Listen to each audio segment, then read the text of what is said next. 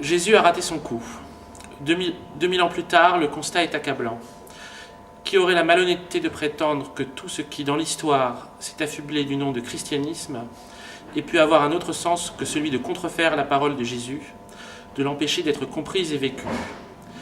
Jésus n'a cessé de dire la façon dont nous devions agir pour combattre efficacement les puissances de mort.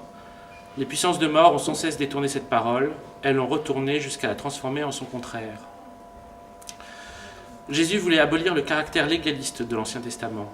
Extrêmement peiné par les références continuelles aux coutumes tombées en désuétude que les membres de son peuple prenaient pour des lois, il leur a explicitement demandé de se contenter de 2 commandements. Tu aimeras le Seigneur ton Dieu de tout ton cœur, de toute ton âme et de toute ta pensée, et tu aimeras ton prochain comme toi-même. A contrario, Paul dit « Annulons-nous donc la loi par la foi, loin de là, au contraire, nous confirmons la loi. » L'image de la crucifixion de Jésus neutralise sa parole libératrice et nous rend à nouveau coupables d'un péché dont Jésus croyait nous avoir débarrassés. Ils sont inexcusables, dit encore Paul, car ayant connu Dieu, ils ne l'ont point glorifié comme Dieu et ils ne lui ont point rendu grâce. Et l'Église n'a cessé de poursuivre les hommes pour des fadaises imbéciles. Jésus ne s'intéressait pas aux mœurs, à la vie privée. Il a demandé de ne pas juger les hommes sur leur sexualité. Il a défendu la femme infidèle que les pharisiens voulaient lapider. Il leur a dit que celui qui n'a jamais péché lui jette la première pierre. Il les a laissés se débrouiller avec leur conscience. Chez Clément de Rome, cela en touche une sans réveiller l'autre, puisqu'il déclare que l'adultère est un grand mal, si grand qu'il occupe la seconde place dans l'ordre des châtiments. Tertullien estime même l'adultère encore plus grave que le meurtre.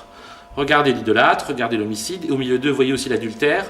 Tu condamnes définitivement l'idolâtre et l'homicide, mais tu tires du milieu d'eux de l'adultère qui vient après l'idolâtre, qui précède l'homicide, et qui est le collègue de l'un et de l'autre. On reprochait à Jésus de traîner avec des voyous. Beaucoup de publicains et de gens de mauvaise vie vinrent se mettre à table avec lui et avec ses disciples. Or, dès les épîtres de Paul, il n'est plus question de continuer à fréquenter n'importe qui. Les mauvaises compagnies corrompent les bonnes mœurs. Et Paul s'énerve sans cesse à propos de la sexualité des autres, une sexualité toujours trop relâchée à son goût. Dieu les a livrés à des passions infâmes, car leurs femmes ont changé l'usage naturel en celui de contre nature, et de même les hommes abandonnant l'usage naturel de la femme se sont enflammés dans leurs désirs les uns pour les autres, commettant homme avec homme des choses infâmes, et recevant en eux-mêmes le salaire que méritait leur égarement. Dans les épîtres aux Corinthiens, Paul engueule à nouveau les homosexuels et les libertins, il se met à décider des mœurs du royaume à la place de Jésus. Ni impudiques, ni idolâtres, ni adultères, ni dépravés, ni homosexuels n'hériteront du royaume de Dieu. Cet horizon de la prédication de Paul, l'Église n'a cessé de vouloir s'introduire dans la chambre des hommes, de réguler leurs instincts, exigeant un droit de regard sur l'utilisation de leurs appareils génitaux. Jésus ne s'est pas intéressé à la famille. Il a méprisé les liens biologiques et a annoncé leur destruction.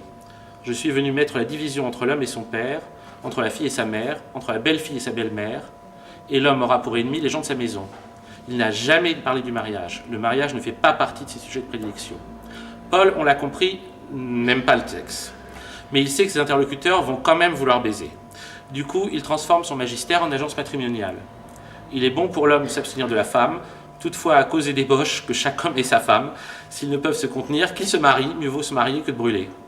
Paul a rappelé sans discontinuer que les femmes devaient obéir aux maris et les enfants leurs parents.